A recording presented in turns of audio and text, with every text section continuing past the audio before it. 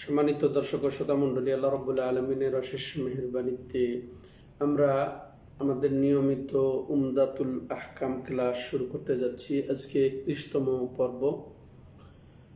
আজকে যে গুরুত্বপূর্ণ হাদিসটি আপনাদের সামনে তুলে ধরতে চাচ্ছি সেটা হচ্ছে যে রাসূলুল্লাহ সাল্লাল্লাহু আলাইহি সাল্লামের বহু বৈশিষ্ট্য এমন রয়েছে যা আল্লাহ রাব্বুল আলামিন অন্যান্য নবী রাসূলকেও দান করেন নাই, উম্মতকে তো দান করেন নাই, এমনকি নবী রাসূলকেও দান করেন নাই। তার মধ্যে অন্যতম একটি হচ্ছে, যার কারণে আমাদের এই আজকের হাদিসের অবতারণা, যে সমস্ত জমিনকে আল্লাহ রাব্বুল আলামিন আমাদের নবীর জন্য মসজিদ স্বরূপ এবং পবিত্র বানিয়ে দিয়েছেন, অর্থাৎ তায়াম্মুমের জন্য পানির অবর্তমানে যে তায়াম্মুম করে পবিত্র হতে হয়, সেজন্য আলহামদুলিল্লাহ। তো আমরা নিয়মিত উমদাতুল আহকামের ক্লাস শুনে যাচ্ছি।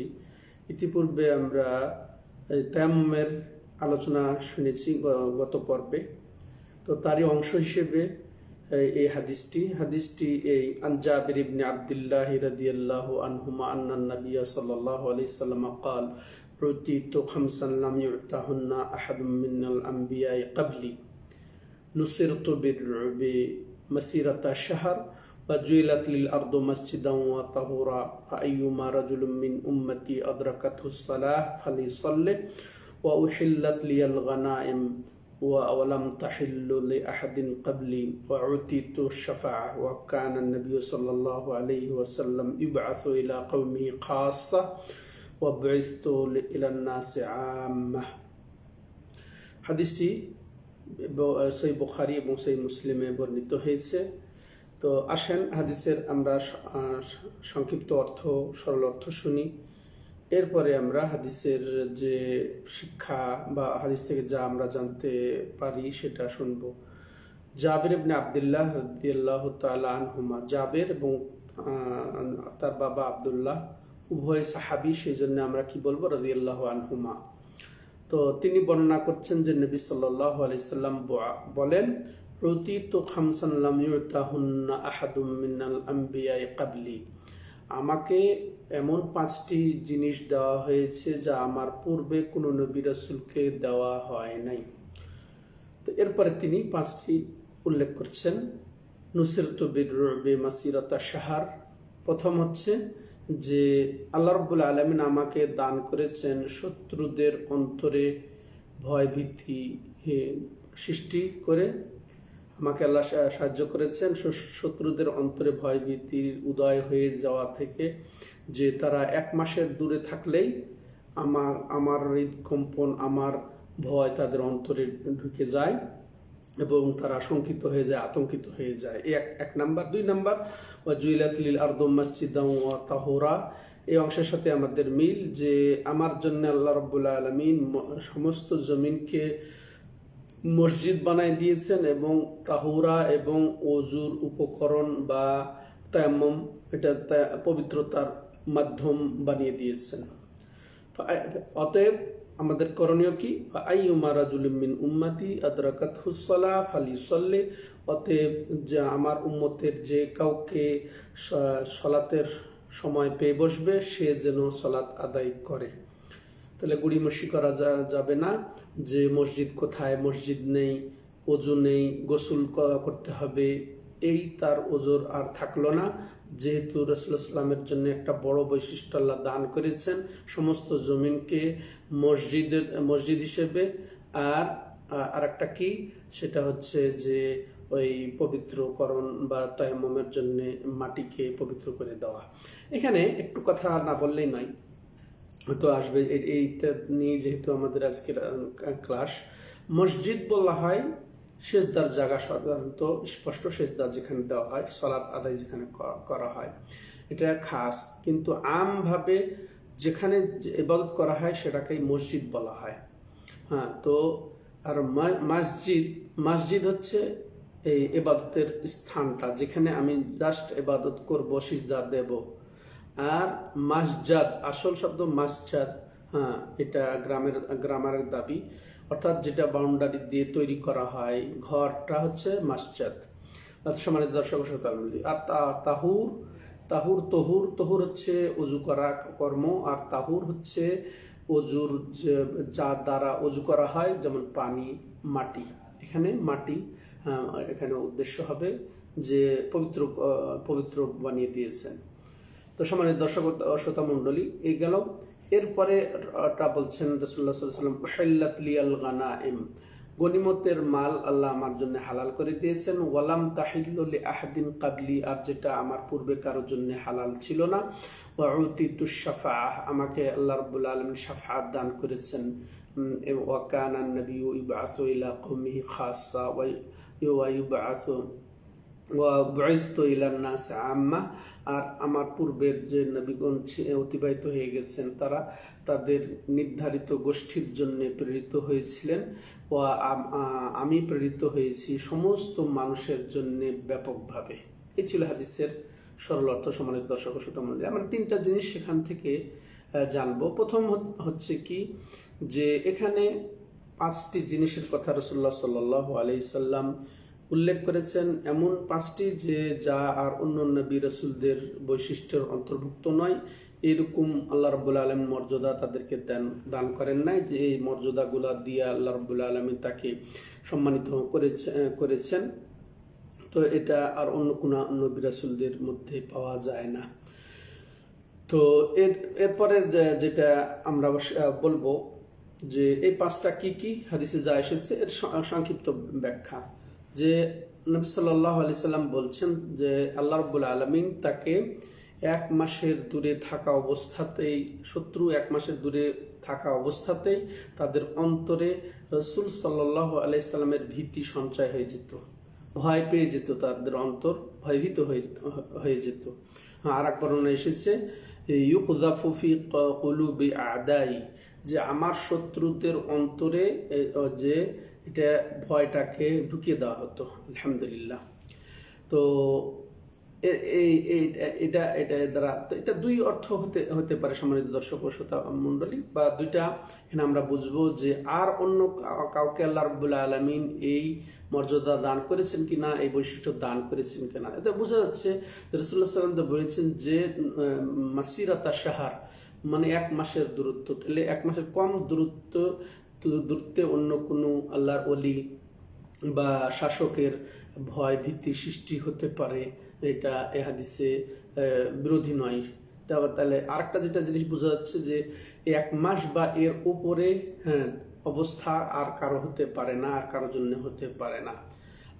এবার আসেন যে এই সময়টা, যে এটা কি উদ্দেশ্য নির্ধারিত, রাসূল সাল্লামের জন্য 1 মাসের দূরত্বে থাকা অবস্থায় এই ভীতি সঞ্চয় হতো, নাকি এটা আসলে আধিক্য উদ্দেশ্য?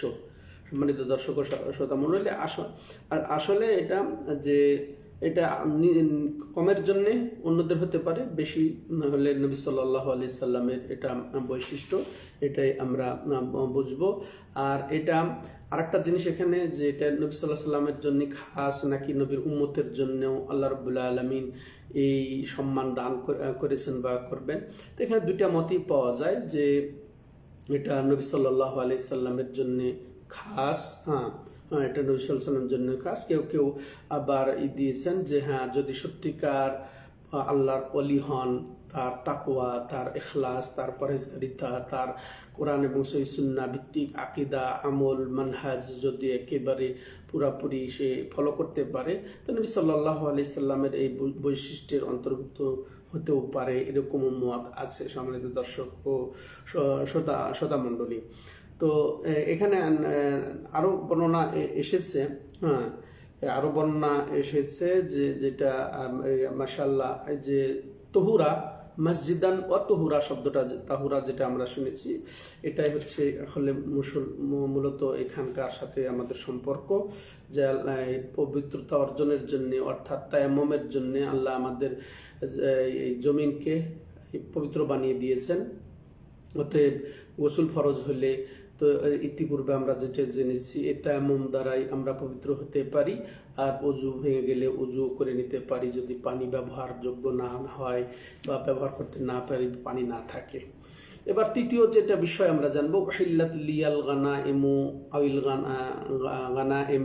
হ্যাঁ, তো এখানে রাসূলুল্লাহ সাল্লাল্লাহু আলাইহি ওয়াসাল্লাম বলছেন আমার জন্য গনিমতের মালকে আল্লাহ রাব্বুল আলামিন হালাল করে দিয়েছেন, যেটা পূর্ববর্তী নবী রাসূলের উম্মতের জন্য ছিল না। এটা নবী সাল্লাল্লাহু আলাইহি ওয়াসাল্লামের স্পেশাল মর্যাদার অন্তর্ভুক্ত।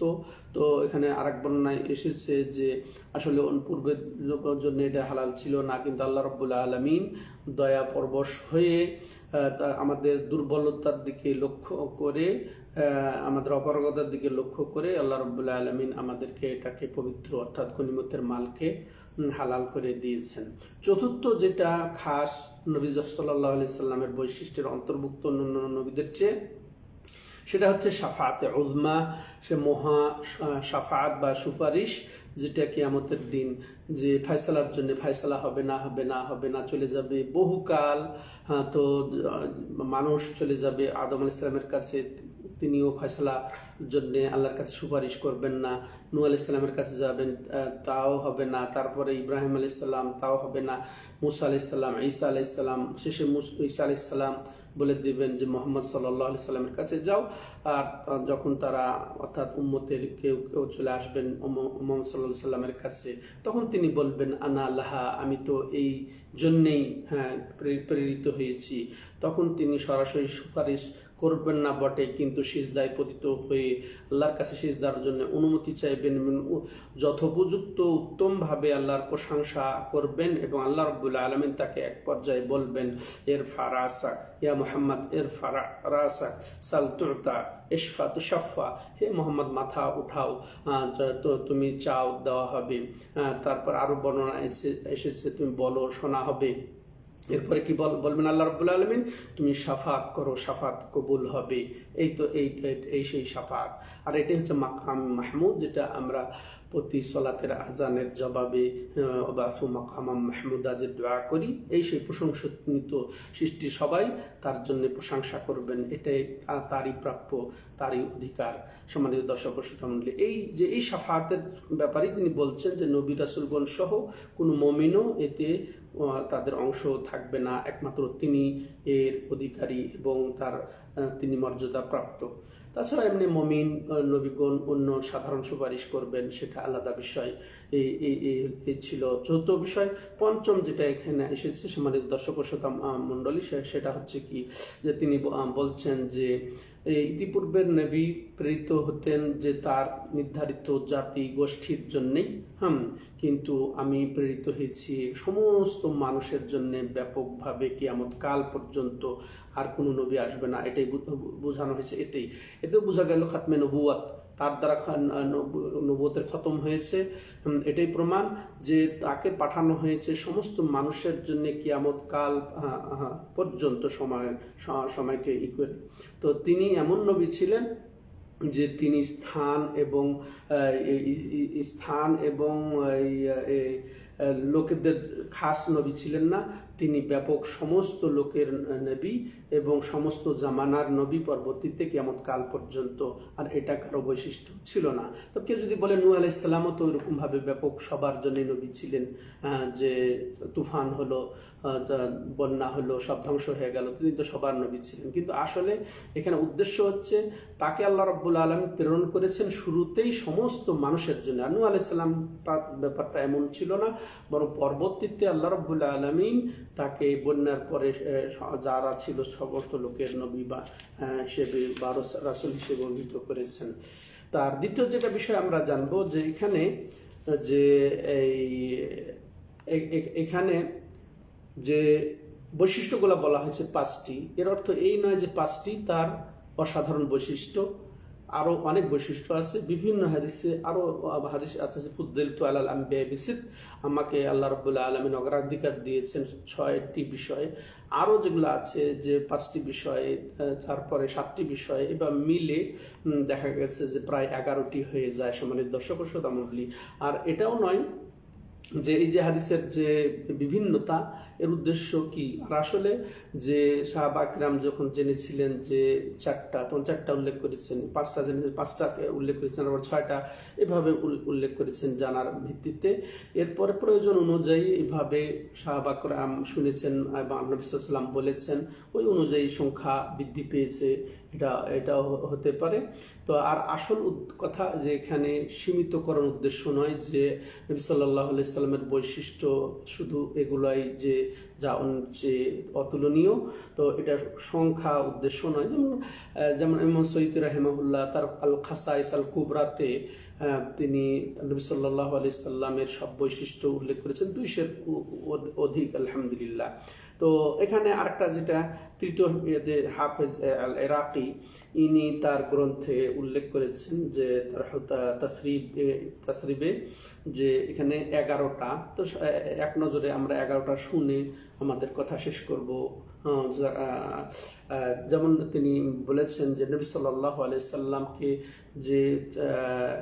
যে সব বিষয়ে বৈশিষ্ট্য দেওয়া হয়েছে, মর্যাদা দেওয়া হয়েছে, তার মধ্যে উল্লেখযোগ্য তিনি 11টা উল্লেখ করে বলছেন। প্রথম হচ্ছে কি যে তাকে আল্লাহ রাব্বুল আলামিন এমন বাকপটুতা, বাকশক্তি দান করেছেন যে অল্প কথাতে তিনি প্রচুর ভাব সম্প্রসারণ করতে পারতেন।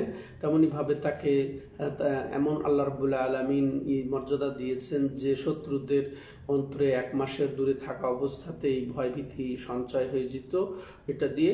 তেমনিভাবে তার জন্য গনিমতের মালকে আল্লাহ রাব্বুল আলামিন হালাল করে তাকে সম্মানিত করেছেন। অনুরূপভাবে চতুর্থত সমস্ত জমিনকে তার জন্য মসজিদ এবং পবিত্র বানিয়ে দিয়ে আল্লাহ রাব্বুল আলামিন তাকে সম্মানিত করেছেন। তেমনি পঞ্চমত তাকে আল্লাহ রাব্বুল আলামিন সমস্ত সৃষ্টির জন্য প্রেরিত করে সম্মানিত করেছেন। অনুরূপভাবে তার দ্বারাই সমস্ত নবী রাসূলদের পরিসমাপ্ত করেছেন, যদিও এই হাদিসে ছিল না, যেমন অন্য হাদিসে এসেছে, যেমন ওটা মুসলিমের বর্ণনায় খুতেমা বিয়ান নবিয়ুন, আমার দ্বারা সমস্ত নবী রাসূলদেরকে পরিসমাপ্ত ঘটানো হয়েছে, মানে আমার পরে আর কোনো নবী আসবে না, এটি বুঝিয়েছেন। সপ্তম যে তার উম্মতের এই যে সারি কাতারকে ফেরেশতাদের কাতারের সাথে মিলিত করে আল্লাহ রাব্বুল আলামিন সম্মানিত করেছেন। তেমনিভাবে তাকে শাফাআতের অধিকার দিয়ে আল্লাহ রাব্বুল আলামিন সম্মানিত করেছেন। তেমনিভাবে তার নাম আহমদ রেখে সম্মানিত করেছেন, যে সর্বোচ্চ প্রশংসাকারী। তারপরে দশম যেটা যে তার উম্মত হচ্ছে সেরা উম্মত, তার উম্মত হচ্ছে সমস্ত নবী রাসূলগণের সেরা উম্মত। তেমনি 11তম যেটা হচ্ছে কি যে তাকে আল্লাহ রাব্বুল আলামিন সূরা বাকারার শেষ 2 আয়াত দিয়েছেন, যা আরশের নিচের ভান্ডার। আল্লাহু আকবার। সাল্লাল্লাহু আলাইহি ওয়াসাল্লাম ওয়া বারিক আলাইহি ওয়া হাদা ওয়া সাল্লাল্লাহু আলা নবিনা মুহাম্মদ ওয়া আলা আলিহি ওয়া সাহবিহি আজমাইন। সুবহানাকাল্লাহুম্মা বিহামদিকা আশহাদু আল্লা ইলাহা ইল্লা আনতা আস্তাগফিরুকা ওয়া আতুবু ইলাইক।